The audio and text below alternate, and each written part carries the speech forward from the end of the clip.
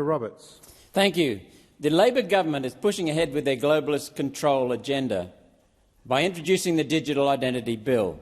This proposal is nothing more than a 21st century version of Soviet Russia's favourite measure. Papers, please. It's 60 years since Democrat President John F. Kennedy correctly identified the political left were becoming the party of control and the political right were becoming the party fighting for basic freedoms. President Kennedy saw the Albanese government control agenda coming, although he may have been disbelieving of the quality of the politician who would attempt to turn Australia into a digital prison. For Senator Gallagher to say the myGov ID is not compulsory is blatant misinformation. For years, every government touchpoint has been requiring myGov IDs.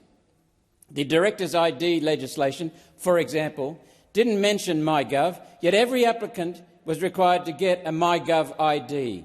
2 million Australians were coerced into getting a myGov ID just so they could continue as a director of their own company. Centrelink won't talk to you without a myGov ID.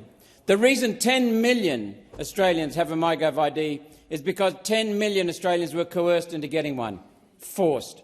This week, the Senate was going to consider the Identity Verification Services Bill, which would have allowed private companies to hold facial biometric data for every Australian over 16, facilitating an identity check for routine actions like ATM withdrawals and travel arrangements.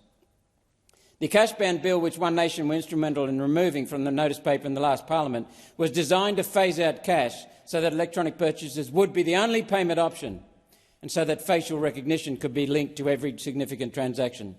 Control is the garment being weaved by multiple pieces of legislation across successive governments. It is liberty dying the death of 1,000 cuts. The digital ID is the final coup de grace. Thank you very much, Senator Roberts.